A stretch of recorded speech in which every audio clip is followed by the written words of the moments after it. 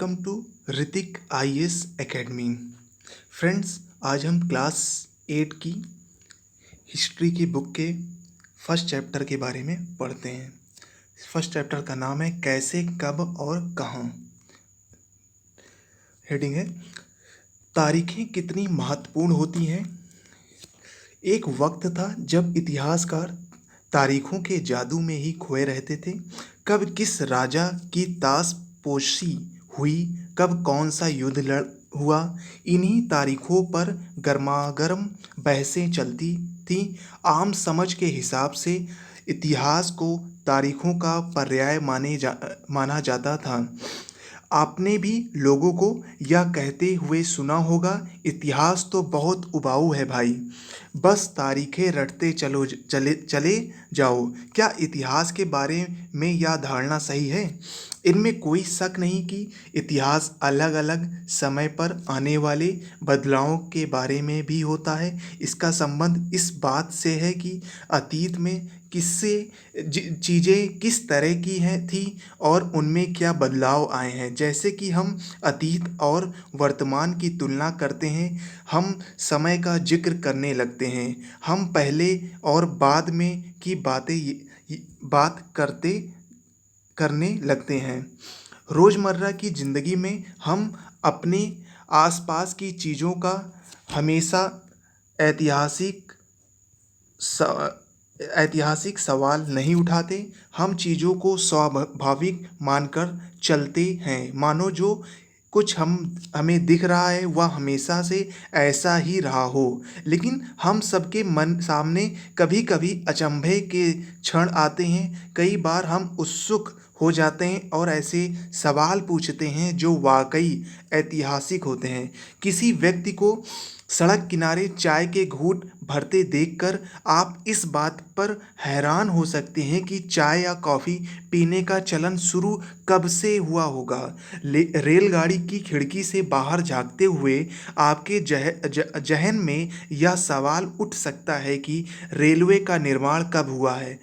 रेलगाड़ी के आने से पहले लोग दूर दूर की यात्रा किस तरह से कर पाते थे। सुबह सुबह अखबार पढ़ते हुए या जानने के लिए उत्सुक हो जाते थे हैं कि जिस ज़माने में अखबार नहीं छपते थे, उस समय लोगों को चीज़ों की जानकारी कैसी मिलती थी। ये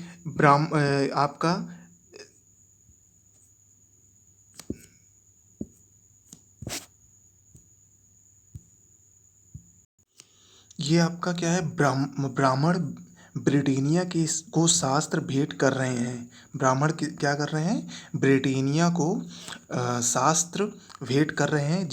जेम्स रेनल द्वारा तैयार किया गए पहले नक्शे का आवरण चित्र 1782 रॉबर्ट क्लाइव ने रेनल को हिंदुस्तान के नक्शे तैयार करने का काम सौंपा था।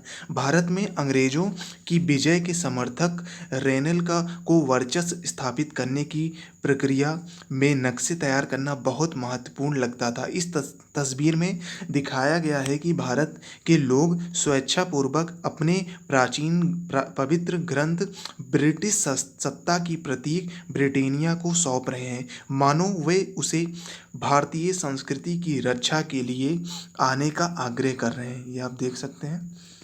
उसके आगे बढ़ते हैं। ये चित्र एक को ध्यान से देखें। यह चित्र किस प्रकार उपनिवेशवाद का बोध कराते हैं। आगे बढ़ते हैं।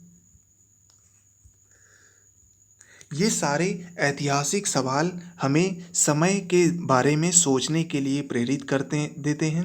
समय को पहले साल या महीनों के पैमाने पर ही क्यों नहीं देखा जा सकता। कई बार ऐसी प्रक्रियाओं के लिए कोई तारीख तय करना वाकई गलत होता है, जो एक लंबे समय तक चलती रहती है। भारत में लोगों ने अचानक एक दिन सुबह सवेरे चाय पीना शुरू नहीं कर दिया था। इसका स्वाद धीरे धीरे ही उनकी ज़बान पर चढ़ा था। इस तरह की प्रक्रियाओं के लिए कोई स्पष्ट तिथि नहीं हो सकती। इसी तरह हम ब्रिटिश शासन की स्थापना के लिए भी कोई एक तिथि नहीं बता सकते हैं राष्ट्रीय आंदोलन किस दिन शुरू हुआ, या अर्थव्यवस्था या समाज में किस दिन बदलाव आए, यह बताना भी संभव नहीं है। ये सारी चीज़ें एक लंबे समय में घटती हैं। ऐसे में हम सिर्फ एक अवधि की ही बात कर सकते हैं, एक लगभग सही अवधि के बारे में बता सकते हैं जब वे खास बदलाव दिखाई देने शुरू हुए होंगे। फिर हम लोग इतिहास की तारीख में जोड़कर देखते हैं। इस जुड़ाव की एक वजह है। एक समय जब युद्ध और बड़ी-बड़ी घटनाओं के ब्यौरों को ही इतिहास माना जाता था, या इतिहास राजा महाराजाओं और उनकी नीतियों के बारे में होता था। इतिहासकार इतिहासकार यह लिखते थे कि कौन से साल राजा को ताज पहनाया गया, किस साल उनका विवाह हुआ, किस साल उनके घर में बच्चा पैदा हुआ, कौन से साल उनके कौन सी लड़ाई लड़ी, वह कब मारा, और उसके बाद कब कौन सा शासक गद्दी पर बैठा। इस तरह की घटनाओं के लिए निश्चित तिथि बताई जा सकती है। इस तरह के इतिहासों में तिथियों का महत्व बना रहता है। जैसा कि पिछले 2 साल की इतिहास की किताबों में आपने देखा है, अब इतिहासकार बहुत सारे दूसरे मुद्दों और दूसरे सवालों के बारे में भी लिखने लगे हैं। वे इस बात पर ध्यान देते हैं कि लोग किस तरह अपनी रोजी रोटी चलाते थे, वे क्या पैदा करते थे और क्या खाते थे, शहर कैसे बने और बाजार किस तरह फैले, किस तरह रियासतें बनी, नए विचार पनपे, और संस्कृति व समाज किस तरह बदले। कौन सी तारीखें, हेडिंग है, क्या तारीखों को महत्वपूर्ण मानने का पैमाना क्या होता है। हम जो तारीखें चुनते हैं, जिस तारीखों के इर्द गिर्द हम अतीत की कहानी बुनते हैं, वह अपने आप में महत्वपूर्ण नहीं होती। वह इसलिए महत्वपूर्ण होती हैं क्योंकि हम कुछ खास घटनाओं को महत्वपूर्ण मानकर चलने लगते हैं। अगर अध्ययन का विषय बदल जाता है, अगर हम नए मुद्दों पर ध्यान देने लगते हैं, तो महत्वपूर्ण तारीखें भी बदल जाती हैं। एक उदाहरण पर विचार कीजिए। भारत में ब्रिटिश इतिहासकारों ने जो इतिहास लिखे, उनमें हर एक गवर्नर जनरल का शासनकाल महत्वपूर्ण है। ये इतिहास प्रथम गवर्नर जनरल वारेन हेस्टिंग के शासन से शुरू होते थे और आखिरी वायसराय लॉर्ड माउंटबेटन के समय साथ खत्म होते हैं। अलग अलग अध्यायों में हम दूसरे गवर्नर जनरलों Hastings, Wellesley, Bentinck, Dalhousie, Canning, Lawrence, Lytton, Ripon, Curzon, Hardinge, Irwin के बारे में भी पढ़ते हैं। हम इतिहास में गवर्नर जनरलों और वायसरायों का भी कभी ना ख़त्म होने वाला सिलसिला ही छाया रहता था। इतिहास की इन किताबों में सारी तारीखों का महत्व इन अधिकारियों और उनकी गतिविधियों, नीतियों, उपलब्धियों के आधार पर ही तय होता था। यह ऐसे ऐसे था मानो इन लोगों ने के जीवन के बाहर कोई ऐसी चीज़ नहीं थी जिसे जानना महत्वपूर्ण हो। इन लोगों के जीवन का क्रम ब्रिटिश भारत के इतिहास में अलग अलग अध्यायों का विषय बन जाता है। क्या हम इस दौर के इतिहास को अलग ढंग से नहीं लिख सकते थे? गवर्नर जनरल के इस इतिहास के चौखटे में हम भारतीय समाज के विभिन्न समूहों और वर्गों की गतिविधियों और किस तरह ध्यान दे सकते हैं। जब हम इतिहास या कोई कहानी लिखते हैं, तो उसे टुकड़ों या अध्यायों में बांट देते हैं। हम ऐसा क्यों करते हैं? ऐसा इसलिए किया जाता है ताकि हर अध्याय में कुछ सामंजस्य रहे। इसका मकसद कहानी को इस तरह सामने लाना होता है, उसे आसानी से समझा जा सके और याद रखा जा सके। इस प्रक्रिया में हम सिर्फ उन घटनाओं पर जोर देते हैं जो उस कहानी को पेश करने में मददगार होती है। जो इतिहास गवर्नर जनरलों के जीवन इर्द गिर्द चलता है, उसमें भारतीयों की गतिविधियां कोई मायने नहीं रखती, उनके लिए वहाँ कोई जगह नहीं होती। तो फिर क्या किया जाए? जाहिर है हमें अपने इतिहास का एक अलग खाका बनाना पड़ेगा। इसका मतलब यह है कि अब तक जिन तिथियों को महत्व दिया जा रहा था वह महत्वपूर्ण नहीं रहेंगी। हमारे लिए नई तिथियां महत्वपूर्ण हो जाएंगी। ये आपके कौन है? Warren Hasting. ये 1773 में भारत के पहले गवर्नर जनरल बने। इतिहास की किताबों में गवर्नर जनरलों के कारनामे, जीवनियों में उनकी गौरव गाथाओं और तस्वीरों में उनके भव्य व्यक्तित्व को उभारा जाता था। उसके आगे बढ़ते हैं। हम अवधि कैसे तय करते हैं? ये आपका हेडिंग है। हम अवधि कैसे तय करते हैं, तो ये इसके बारे में पढ़ते हैं। 1817 में स्कॉटलैंड के अर्थशास्त्री और राजनीतिक दार्शनिक जेम्स मिल ने 3 विशाल खंडों में एक a history of British India, British Bharat का इतिहास नामक किताब लिखी। इस किताब में उन्होंने भारत के इतिहास को हिंदू, मुस्लिम और ब्रिटिश इन 3 कालखंडों में बांटा था। कालखंडों में इन निर्धारण को ज़्यादातर लोगों ने मान लिया। क्या आपको भारतीय इतिहास को समझने के इस तरीके में कोई समस्या दिखाई देती है? आगे बढ़ते हैं। इतिहास को हम अलग अलग कालखंडों में बांटने की कोशिश क्यों करते हैं? इसकी भी एक वजह है। हम एक दौर की खासियतों, उसके केंद्रीय तत्वों को पकड़ने की कोशिश करते हैं, इसलिए ऐसे शब्द महत्वपूर्ण हो जाते हैं जिनके सहारे हम समय को बांटते हैं। ये शब्द अतीत के बारे में हमारे विचारों को दर्शाते हैं। वे हमें बताते हैं कि एक अवधि से दूसरी अवधि के बीच आए बदलावों का क्या महत्व होता है। मिल को लगता था कि सारे एशियाई समाज सभ्यता के मामले में यूरोप के से पीछे हैं। इतिहास की उनकी समझदारी ये थी कि भारत में अंग्रेज़ों के आने से पहले यहाँ हिंदू और मुसलमान तानाशाहों का ही राज चलता था। यहाँ चारों ओर केवल धार्मिक बैर, जातिगत बंधनों और अंधविश्वासों का बोलबाला था। मिल की राय में ब्रिटिश शासन भारत को सभ्यता की राह पर ले जा सकता था। इस काम के लिए जरूरी था कि भारत में यूरोपीय शिष्टाचार, कला संस्थानों और कानूनों को लागू किया जाए। मिल ने तो यहाँ तक सुझाव दिया था कि अंग्रेजों को भारत के सारे भूभाग पर कब्जा कर लेना चाहिए ताकि भारतीय जनता को ज्ञान और सुखी जीवन प्रदान किया जा सके। उनका मानना था कि अंग्रेजों की मदद के बिना हिंदुस्तान प्रगति नहीं कर सकता। इतिहास की इस धारणा में अंग्रेजी शासन प्रगति और सभ्यता का प्रतीक था। या आप ये नोट करिएगा पॉइंट। इतिहास की धारणा में अंग्रेजी शासन प्रगति और सभ्यता का प्रतीक था। आगे बढ़ते हैं। अंग्रेजी शासन से पहले सारा अंधकार का दौर था। क्या इस तरह की धारणा को स्वीकार किया जा सकता है? ये क्वेश्चन बनता है। आगे बढ़ते हैं। क्या इतिहास के किसी दौर को हिंदू या मुसलमान दौर कहा जा सकता है? क्या इन सारे दौरों में कई तरह के धर्म एक साथ नहीं चलते थे? किसी युग को केवल उस समय के शासकों के धर्म के हिसाब से तय करने की क्या ज़रूरत है? अगर हम ऐसा करते तो इसका मतलब यह कहना चाहते हैं कि औरों के जीवन और तौर तरीकों का कोई महत्व नहीं होता।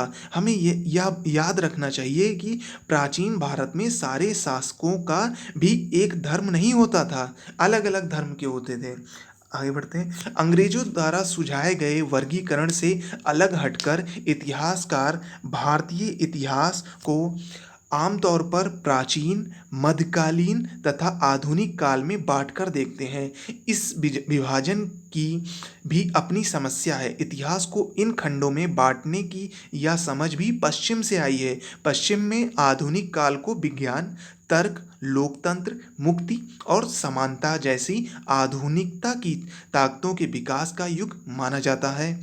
उनके लिए मध्यकालीन समाज में वे समाज थे जहां आधुनिक समाज की ये विशेषताएं नहीं थीं। क्या हम अपने अध्ययन के लिए आधुनिक काल की इस अवधारणाओं को बिना सोचे विचारे ऐसे ही अपना सकते हैं? ये क्वेश्चन बनता है, क्या ऐसे ही अपना सकते हैं? जैसा कि आप इस किताब में देखेंगे, अंग्रेजों के शासन में लोगों के पास समानता, स्वतंत्रता या मुक्ति नहीं थी, ना ही यह आर्थिक विकास और प्रगति का विकास था। सबसे दौर में ये गुजरा हुआ विकास था, ज़्यादा अच्छा विकास नहीं हुआ था, क्योंकि वो लोग शोषण करते थे भारतीयों का एक तरह से। आगे बढ़ते हैं। बहुत सारे इतिहासकार इस युग को औपनिवेशिक युग कहते हैं। ये इंपॉर्टेंट वर्ड है, औपनिवेशिक युग कहते हैं। अब इसके बारे में पढ़ते हैं, औपनिवेशिक क्या होता है। औपनिवेशिक इस किताब में आप पढ़ेंगे कि किस तरह अंग्रेजों ने हमारे देश को जीता और स्थानीय नवाबों और राजाओं को दबाकर अपना शासन स्थापित किया। आप देखेंगे किस तरह उन्होंने अर्थव्यवस्था व समाज पर नियंत्रण स्थापित किया, अपने सारे खर्चों को निपटाने के लिए राजस्व वसूल किया, अपनी ज़रूरत की चीज़ों को सस्ती कीमतों पर खरीदा, निर्यात के लिए महत्वपूर्ण फसलों की खेती कराई। और इन सारी कोशिशों के कारण क्या बदलाव आए, आप ये भी जानने की ब्रिटिश शासन के कारण यहाँ की मूल मान्यताओं और पसंद नापसंद, रीत रिवाज व तौर तरीकों में क्या बदलाव आए। जब एक देश पर दूसरे देश के दबदबे से इस तरह के राजनीतिक, आर्थिक, सामाजिक और सांस्कृतिक बदलाव आते हैं, तो इस प्रक्रिया को औपनिवेशिक करण कहा जाता है। एक बार फिर से पढ़ते हैं।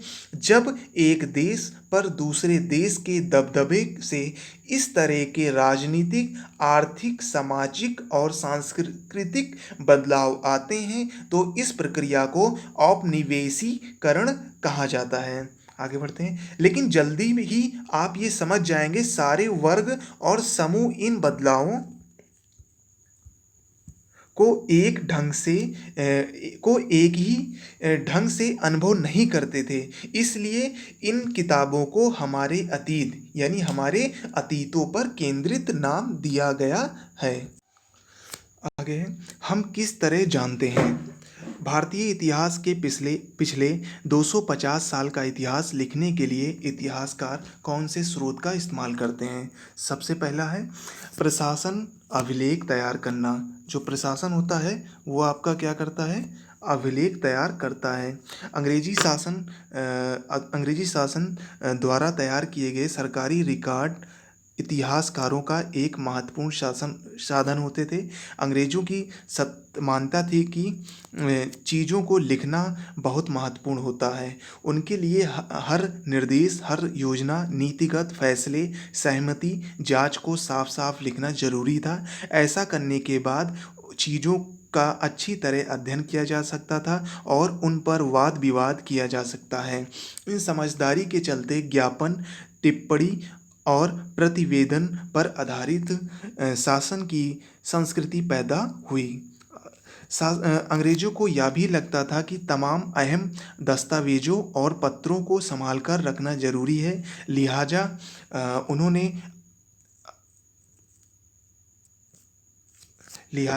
उन्होंने सभी शासकीय संस्थानों में अभिलेख कक्ष भी बनवा दिए। तहसील के दफ्तर, कलेक्ट्रेट, कमिश्नर के दफ्तर, प्रांतीय सचिवालय, कचहरी, सबके अपने रिकॉर्ड रूम होते थे। महत्वपूर्ण दस्तावेजों को बचाकर रखने के लिए अभिलेखागार, आर्काइव और संग्रहालय जैसे संस्थान भी बनवाए। 19वीं सदी की शुरुआत में प्रशासन की एक शाखा से दूसरी शाखा के पास भेजे गए पत्र और ज्ञापनों को आप आज भी अभिलेखागार में देख सकते हैं। वहां आप जिला अधिकारियों द्वारा तैयार किए गए नोट्स और रिपोर्ट पढ़ सकते हैं। ऊपर बैठे अफसरों द्वारा प्रांतीय अधिकारियों को भेजे गए निर्देश व सुझाव देखे जा सकते हैं। 19वीं सदी के शुरुआती सालों में इन दस्तावेजों की सावधानीपूर्वक नकलें बनाई जाती थीं। उन्हें खुशनवीसी के माहिर लिखते थे। खुशनवीसी या सुलेख नवीस ऐसे लोग होते थे। ये कौन से लोग, उन्हें खुशनवीसी के माहिर लिखते थे। खुशनवीसी या सुलेख नवीस ऐसे लोग होते थे जो बहुत सुंदर ढंग से चीज़ें लिखते हैं। 19वीं सदी के मध्य तक छपाई आगे बढ़ते हैं। तकनीकी तकनीकी भी फैलने लगी थी। इस तकनीकी सारे अब प्रत्येक सरकारी विभाग की कार्रवाइयों के दस्तावेजों की कई कई प्रतियां बनाए जाने लगी। ये आप पढ़ लेते हैं इसके बारे में। ये आपके गृह विभाग को भेजी गई रिपोर्ट। सन 1946 में भारत की औपनिवेशिक सरकार शाही भारतीय नौसेना के जहाज़ों में सिपाहियों की बगावत को कुचलने का प्रयास कर रही थी। उसी समय विभिन्न बंदरगाहों से गृह विभागों को जो रिपोर्टें मिल रही थी उनके पीछे उनके उनके कुछ नमूने इस प्रकार। बम्बई, इस बात का इंतजाम कर लिया गया कि सेना जहाज़ों और दफ्तरों पर कब्जा कर ले। शाही नौसैनिक जहाज़ अभी भी बंदरगाह से बाहर थी। कराची, 301 विद्रोहियों को गिरफ्तार कर लिया गया है। कुछ अन्य संदेहास्पद विद्रोहियों भी गिरफ्तार किए गए हैं। सारे दफ्तर सैनिक निगरानी में हैं। विशाखापट्टनम, स्थिति पूरी तरह नियंत्रण में है और कहीं हिंसा नहीं हुई। जहाज़ों और प्रतिष्ठानों पर सैनिक गार्ड तैनात कर दिए गए हैं। किसी परेशानी की उम्मीद नहीं है सिवाय इसके कि संभव ही कुछ सिपाही काम पर ना है। Director of intelligence headquarter, India command, situation report संख्या 7, फाइल संख्या 52146, गृह राजनीतिक, भारत सरकार। चलिए यह राजनीतिक, इसके आगे पढ़ते हैं।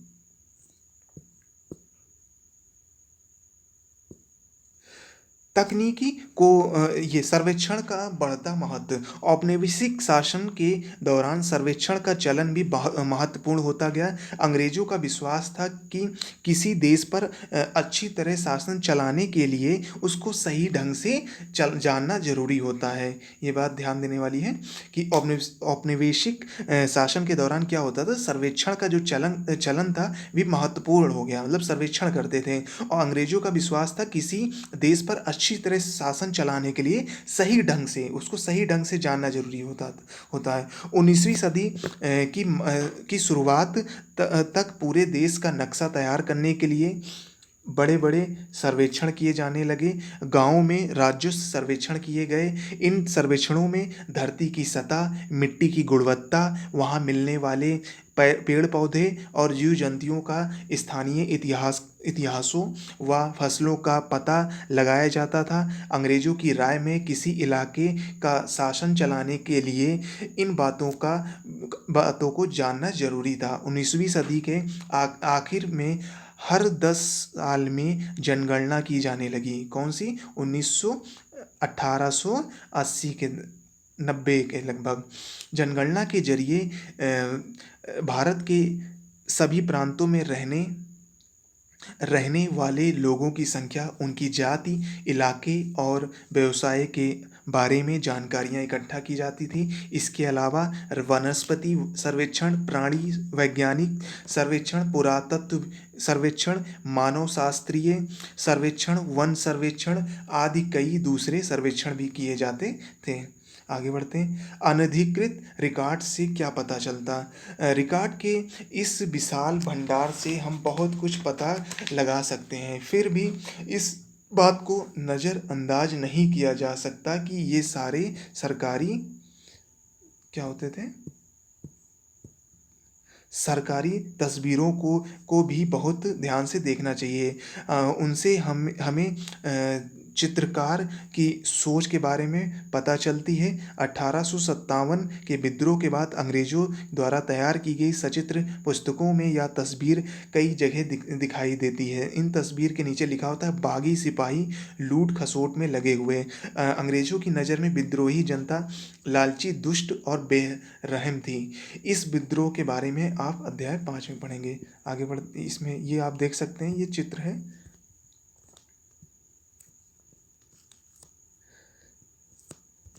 ये आपका शरीफे का पौधा।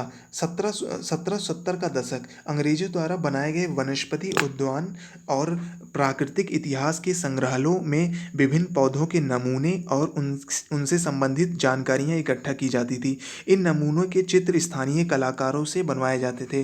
अब इतिहासकार इस बात का ध्यान दे रहे हैं कि इस तरह की जानकारी किस तरह इकट्ठा की जाती थी और इससे औपनिवेशवाद के बारे में क्या पता चलता है? ये आप देख सकते हैं, बंगाल में मानचित्रण और सर्वेक्षण का कार्य चल रहा है। जेम्स प्रिंसेप द्वारा बनाई गई तस्वीर 1832 को ही बनाई गई थी। ध्यान से देखें कि सर्वेक्षण में इस्तेमाल होने वाले सारे उपकरणों को चित्र के अगले हिस्से में दिखाया गया है। चित्रकार का इस परियोजना के वैज्ञानिक स्वरूप पर खास तौर से जोर देना चाहता है। देख सकते हैं आप ये सब यहाँ पे, आप देखिए, ये आगे बढ़ते हैं।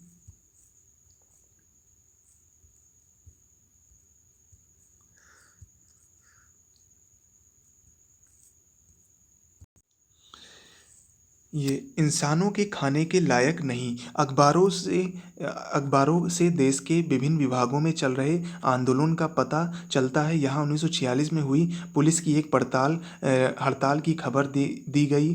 दिल्ली के 2000 से ज़्यादा पुलिस वालों ने बृहस्पतिवार सवेरे अपने कम वेतन और पुलिस लाइन बावर्ची खाने से आने वाले घटिया भोजन के खिलाफ खाना खाने से इनकार कर दिया। जैसे जैसे यह खबर दूसरे पुलिस थानों तक पहुंची, वहां भी पुलिस वालों ने खाने से इनकार कर दिया। एक हड़ताली का कहना था, पुलिस लाइन की रसोई से हमारे लिए जो खाना आता है वह कोई इंसान नहीं खा सकता। हमें जो चपाती और दाल खानी पड़ती है उसे जानवर तक नहीं खा सकते थे। ये हिंदुस्तान टाइम्स का है, 22 मार्च 1946 का। इसके आगे पढ़ते हैं। इन बातों को जानने के लिए हमें कहीं और देखना होगा। जब हम ऐसे दूसरे स्रोतों को तलाश में निकलते हैं तो उनकी भी कोई कमी नहीं रहती, लेकिन सरकारी रिकॉर्ड के मुकाबले उन्हें ढूंढना जरा मुश्किल साबित होता है। इस लिहाज से लोगों की डायरियाँ, तीर्थ स्थानों और यात्रियों के संस्मरण महत्वपूर्ण, लोगों की आत्मकथाएं और स्थानीय बाजारों में बिकने वाली लोकप्रिय पुस्तिकाएं महत्वपूर्ण हो जाती हैं। जैसे जैसे छपाई की तकनीक फैली, अखबार छपने लगे और विभिन्न मुद्दों पर जनता में बहस भी होने लगी। नेताओं और सुधारकों ने अपने विचारों को फैलाने के लिए लिखा। कवियों और उपन्यासकारों ने अपनी भावनाओं को व्यक्त करने के लिए लिखा।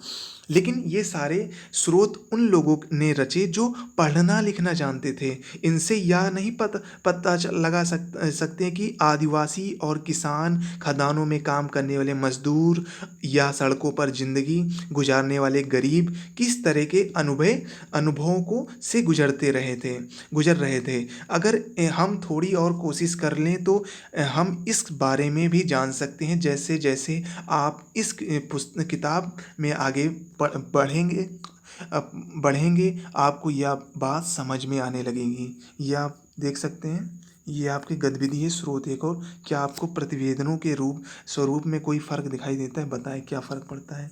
चलिए ठीक है, आप फिर से याद, चलिए आज के लिए इतना ही रखते हैं। Thank you.